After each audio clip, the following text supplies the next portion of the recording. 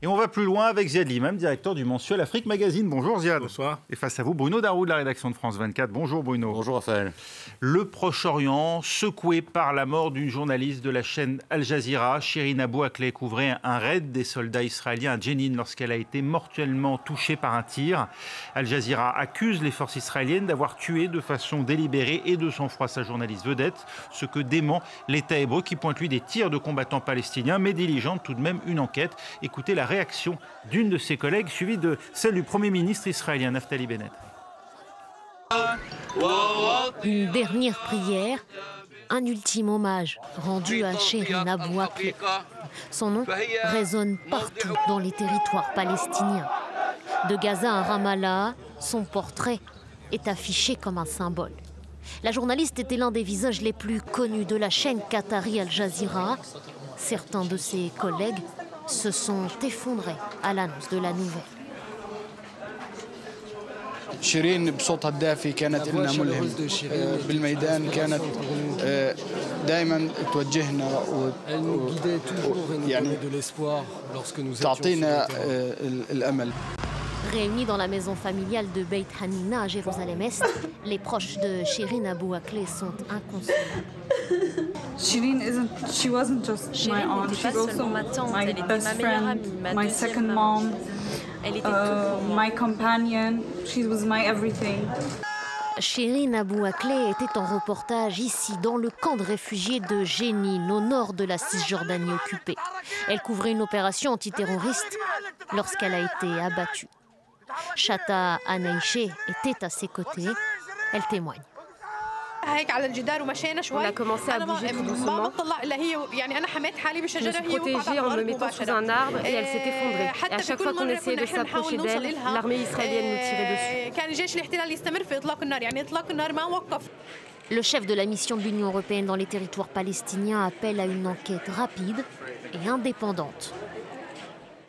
Alors pour l'instant, pas d'enquête indépendante. Il y a une enquête effectivement, mais diligentée par Tsahal en son sein. Naftali Bennett, lui, s'est exprimé plus tôt dans la journée. Et pour lui, il s'agit bien de tirs palestiniens. C'est en tout cas eux qui l'incriminent. Écoutez-le. Malheureusement, la journaliste d'Al Jazeera, Shirin Abu Akleh, a été tuée dans l'échange de tirs. L'autorité palestinienne s'est précipitée pour accuser Israël pour sa mort et le président de l'autorité palestinienne a porté des accusations sans fondement contre Israël avant qu'aucune enquête n'ait été menée. Selon les informations que nous avons réunies, il semble probable que la journaliste ait été abattue par des Palestiniens armés. Cependant, pour révéler la vérité, une véritable enquête doit être menée et les Palestiniens l'empêchent actuellement. Et des manifestations de protestation donc étaient éclatées depuis à Gaza, à Ramallah, ainsi qu'ailleurs dans le monde arabe, comme à Tunis par exemple. L'ONU, l'Union européenne et les États-Unis appellent à une enquête indépendante. Il est essentiel, Bruno Darou, de faire toute la lumière sur les responsabilités dans cette affaire. Oui, il est essentiel, il serait essentiel, va-t-on dire, parce que le problème c'est que la journaliste a déjà été enterrée, donc en plus il faudrait déterrer son corps, ce qui évidemment ne serait pas simple vu le contexte actuel. Il n'y a pas à ce stade d'enquête internationale et indépendante, donc c'est un problème.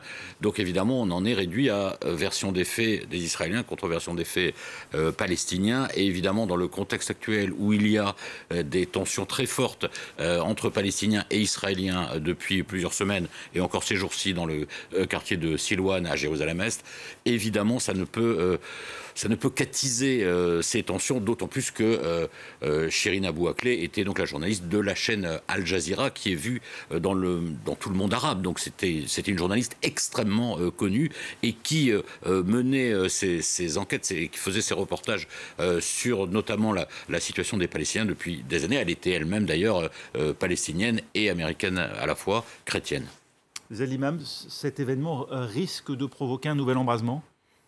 Cet événement va avoir un impact d'abord par la stature du personnage. C'est-à-dire que, contrairement à de nombreuses victimes anonymes, il y en a tous les jours, tuées ou non directement par l'armée israélienne ou victimes d'attentats, etc., ce journaliste était une figure d'Al Jazeera. C'était quelqu'un qui était là depuis des années, qui faisait partie du quotidien des gens, du quotidien dans les territoires occupés, mais dans tout le monde arabe. Donc elle avait une véritable stature. Donc ça va compter.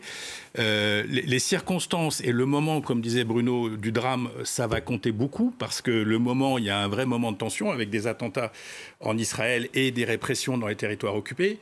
Donc on est dans ce cycle classique. Et puis il y a les circonstances du drame qui sont quand même, qui sont quand même extrêmement troublantes.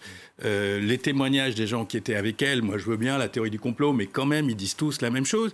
L'état-major israélien a reculé cet après-midi en disant qu'ils n'étaient pas tout à fait sûrs et qu'il fallait voir la précision du tir. Enfin, c'est des choses qui sont extrêmement troublantes et qui posent la question encore et encore et encore de la protection des journalistes, mais des Palestiniens dans les territoires occupés. C'est pas la première fois que ça arrive. C'est pour ça que la question de l'enquête indépendante est centrale, parce que sinon, on connaît les comportements de Tsahal. C'est on va créer toutes sortes de trucs, on va étouffer le dossier. Et si je vous dis, c'est pas la première fois que ça arrive. Et donc, si on veut aller au bout, il faut... Vous savez, il y a beaucoup d'ouverture en ce moment entre Israël et les pays arabes. Il y a beaucoup de choses qui se passent, etc. Mais si ce processus doit marcher, il faut aussi qu'il y ait une justice et un droit pour les Palestiniens dans les territoires occupés en Israël. Je ne pose même pas la question des Israéliens palestiniens. Je parle déjà des territoires occupés. Que ces incidents n'aboutissent jamais ou quasiment jamais à une condamnation, à une mise en examen, à une dénonciation des troupes israéliennes quand elles agissent, si c'est le cas dans ce cas-là, quand elles agissent de cette manière-là, c'est un problème essentiel. Qui protège ces gens-là ? Qui protège les journalistes ? Les images fournies par Tsahal pour justifier le soi-disant échange de tirs avec les Palestiniens, en fait, ce serait produit à 300 mètres du lieu sur lequel la journaliste a été tuée. B'Tselem a dit, c'est pas le même endroit, c'est clair et net. Donc c'est... Ce qui est sûr, c'est que c'était autour du camp Jenin, où il y avait des... Où il y a régulièrement, en plus... Et là, encore plus que... Où il y a régulièrement des interventions de l'armée israélienne, parce que c'est vrai que c'est un des camps les plus radicaux. Et dans le contexte des attaques qui ont lieu en Israël aujourd'hui, qui ont eu lieu il y a la semaine dernière, etc. Donc ça joue. Mais encore une fois... Les journalistes, les résidents, les gens qui vivent dans les territoires, par quel droit sont-ils protégés ? C'est la question, effectivement, et on espère avoir une réponse dans les prochains jours. Au Proche-Orient, toujours, la Russie se cherche des alliés face aux sanctions occidentales. Sergueï Lavrov est en tournée dans le monde arabe. Après le Maghreb et Alger hier, le chef de la diplomatie russe est à Oman aujourd'hui, l'occasion d'un appel aux autres pays producteurs comme Moscou d'hydrocarbures à ne pas faire de cadeaux aux Occidentaux. Écoutez. Nous avons assez de clients qui achètent nos énergies fossiles et nous allons travailler avec eux. Laissez les Occidentaux payer plus qu'ils ne paient à la Russie et laissez-les expliquer à leurs citoyens pourquoi ils devraient s'appauvrir. Hier, il était en Algérie, vu par certains en Europe comme une alternative possible au gaz russe. Bruno Darou, la Russie ne compte pas laisser les Européens l'isoler, encore moins l'appauvrir. Non, parce que la Russie de Vladimir Poutine utilise l'arme des hydrocarbures à son propre profit directement, mais elle essaye d'éviter aussi que les Européens, voire les Américains, mais surtout les Européens, puissent contourner justement la pression qu'elle exerce sur eux, d'où ses visites en Algérie, à Oman. La Russie aussi joue sa propre diplomatie en quelque sorte, soit qui est héritée de l'histoire, soit qui est plus récente, une diplomatie faite à la fois de positionnement stratégique, d'intérêt économique bien compris de part et d'autre, et d'où le fait d'ailleurs que les pays comme l'Algérie ou les Émirats arabes unis restent quand même l'Arabie saoudite, on va en parler, mais restent quand même d'une grande prudence dans la crise actuelle, refusant de condamner publiquement l'invasion de l'Ukraine, cherchant à ne pas trop froisser Moscou. Dans le cas de l'Algérie, qui fournit je crois un peu plus de 10% du gaz européen, bon, ce qui est peu comparé aux 45-47% fournis par la Russie aux pays européens, mais l'Algérie a déjà dit attention, nous on n'a pas des capacités illimitées, donc ne vous attendez pas à des miracles, quoi. Et donc là, effectivement, Sergueï Lavrov, il vient essayer de constituer un front, alors pas anti-occidental, mais en tout cas de pays qui, alors presque dans une tradition, on en revient presque à une tradition du temps de l'URSS, reconstitue cette relation avec les pays arabes pour contrer ce que fait l'Occident pour nuire à Moscou. Ziad, Sergueï Lavrov était annoncé à Tunis, puis il a décidé d'annuler sa visite. On sait pourquoi. On ne sait pas trop, en fait. Ouais. On ne sait pas trop s'il y a eu une véritable... Enfin, je ne suis pas dans les secrets du palais de Carthage, ni dans les secrets du ministère des Affaires étrangères. Il y a eu, semble-t-il, des velléités. Est-ce qu'elles ont été réellement diplomatiques, concrètes, pas concrètes? Est-ce que ça a vraiment eu lieu? Ce qui est sûr, c'est que... En Tunisie, on sent en tous les cas une espèce d'écartèlement entre la raison qui consisterait... D'abord, les Tunisiens ont fait partie de la fameuse conférence de Rammstein des alliés. Les Tunisiens ont un statut d'alliés privilégiés non membres, avec d'autres pays comme, je crois, le Maroc. Voilà. Et puis la relation à l'Europe, qui est absolument essentielle pour la Tunisie. La France, premier partenaire commercial. L'Europe, premier bailleur de fonds. On a besoin du FMI, on a besoin de la Banque mondiale, on a besoin de tout le monde, là, en ce moment. Et en même temps, il y a tout un espèce de discours sur le fait que, voilà, on a des mauvaises relations avec les États-Unis et peut-être que la Russie... Donc il y a cette idée que la Russie pourrait être un contrepoids parce qu'il y a dans ce monde émergent, dans ces mondes émergents, cette recherche d'un contrepoids à la toute-puissance euro-américaine. C'est pas facile parce que les Russes ont peu de choses aujourd'hui à offrir, de l'énergie. S'ils veulent bien la vendre moins cher, ils le font avec l'Inde, mais c'est pas sûr qu'ils le feront avec tout le monde. Du blé, s'ils veulent bien en donner. Sur le plan économique, ils n'ont pas les moyens. En plus, ils ont une guerre sur les bras. Sur le plan militaire, ils sont aussi contraints par la guerre. Et puis, tous ces pays sont dans un système, quand même, c'est vrai, qui est dominé par des mécanismes économiques et financiers et politiques qui sont largement sous le contrôle des pays du G7 et en particulier de Washington et de ses alliés européens. Donc, on a ça. Et puis, il y a une grosse pression qui s'appuie sur beaucoup de pays africains en ce moment. Dans le cas de l'Algérie, c'est particulier parce que l'Algérie, c'est un ami historique. Ils ont fêté, d'ailleurs, je crois, la visite, c'était pour fêter les 60 ans du traité d'amitié. Mais les Africains sont entre le marteau et l'enclume. C'est-à-dire, on leur demande de prendre des décisions et de faire des choix sur une guerre qui les concerne pas forcément directement et qui a un impact économique dont on va sentir petit à petit l'effet redoutable. Le prix de l'énergie, le prix de l'alimentation, l'inflation qui se répercute à tous les niveaux, c'est-à-dire le prix d'une cargaison augmente, le prix d'un bateau augmente, tout augmente. Et l'Afrique est fragile. 80% de l'Afrique est fragile aujourd'hui. Donc, comment sortir de ce piège économique dans lequel ils sont poussés petit à petit? C'est une vraie discussion.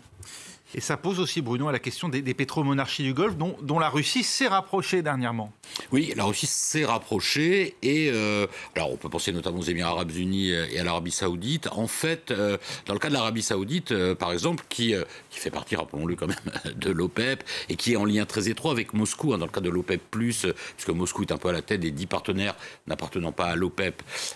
Donc les deux pays se parlent beaucoup de pétrole et actuellement, l'Arabie saoudite fait un peu de la résistance face aux pressions sans doute, de Washington pour augmenter la production. Ouvrir le robinet. Pourquoi ? Parce qu'en fait, la politique actuellement menée par Moscou, d'un certain côté, fait que les prix montent et que ça profite à son économie et que pour le moment, l'Arabie saoudite ne veut pas ouvrir les vannes. Dans le cas des Émirats arabes unis, il y a ça aussi.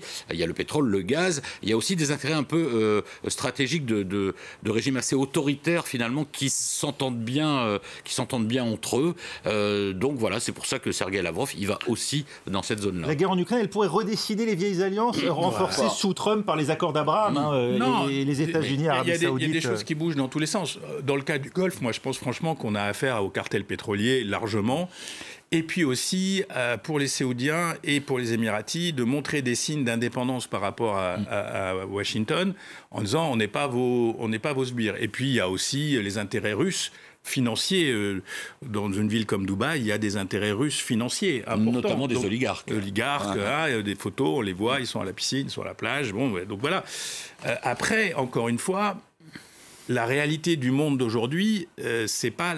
Je sais que c'est un peu brutal. C'est pas la Russie, c'est les États-Unis, la Chine et l'Europe au milieu. Et s'il y a une reconstruction, j'allais dire stratégique d'un certain nombre de pays, d'alliances, etc., c'est que voilà, ça se joue entre d'un côté Washington, de l'autre côté Pékin, et puis nos quelques amis au milieu qui eux-mêmes essayent de survivre. Donc je ne vois pas un réalignement, je vois des amitiés traditionnelles, Et puis je pense que les pays émergents, ils ont des problèmes. Je vous parlais de la crise économique qui s'approche. La plupart des pays émergents qui sont endettés, on voit les taux d'intérêt monter.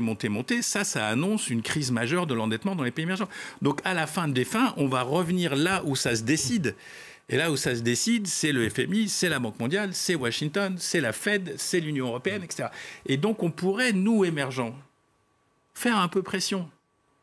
Ok, vous avez fait la guerre, bon, voilà, mais est-ce qu'on peut avoir des appuis? Est-ce que, par exemple, sur cette histoire de taux d'intérêt qui explose, est-ce qu'on peut protéger les pays les plus fragiles? Est-ce que le plan français sur l'alimentaire, est-ce qu'on ne peut pas l'étendre?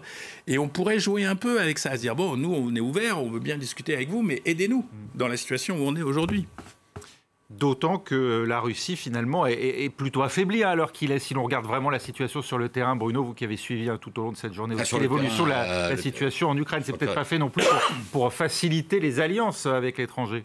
Oui, parce que certains de ces pays regardent aussi effectivement avec beaucoup de prudence et d'attentisme comment évalue la situation sur le terrain. On sans doute écouté le discours de Vladimir Poutine hier. Bon...